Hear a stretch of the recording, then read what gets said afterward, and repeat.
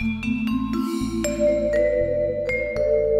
love affair with Porgy and Bess goes back to being a kid and having my parents having the Leontine Price and William Warfield record and the Clamadale Donnie Ray Albert, the Houston Grand Opera production. Then I got obsessed with the Glyndebourne production in the 90s, and that's when I memorized it. The whole opera, word for word, note for note, the entire score. Well, I've always heard the music, you know, Summertime, I Got Plenty of Nothing, you know, you would see it on these like variety shows and things like that. I didn't know where it came from, but I just enjoyed it. Then finally, some years go by, and in the 80s, I forget the exact year, but I get a chance to be in the ensemble with the Orlando Opera Company because they just needed some black people on stage.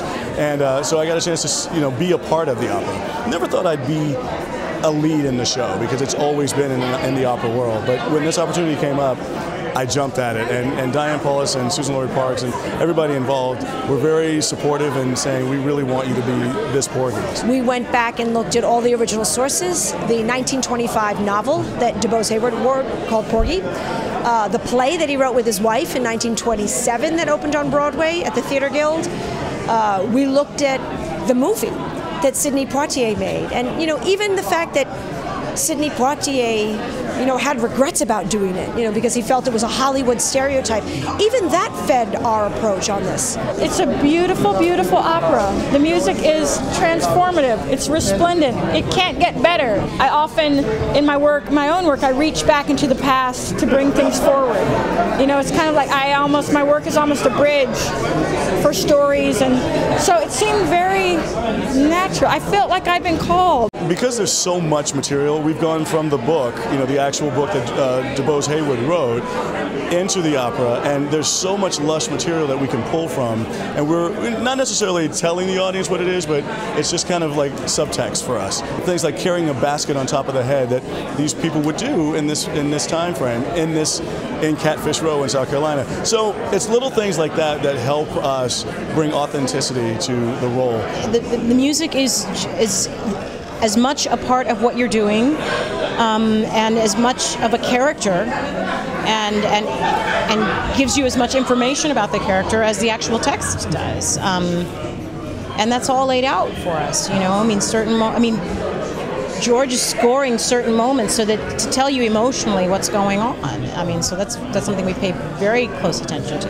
What touched me so much about working on this was the fact that it was the estates of George and Ira Gershwin and DuBose and Dorothy Hayward who said, we want to make sure the next generation of audience knows this work.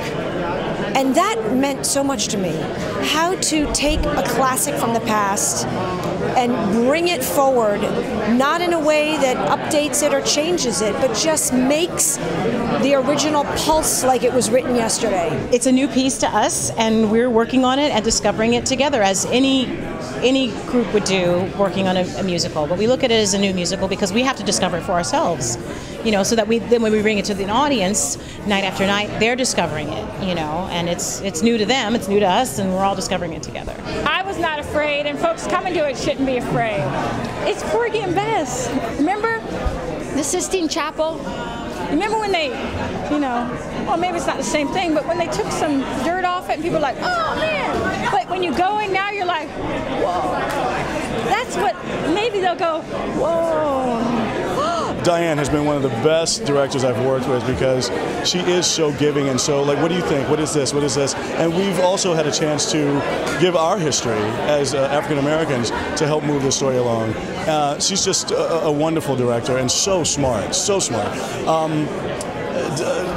Suzan-Lori Parks is awesome because of her adaptation of, you know, the book.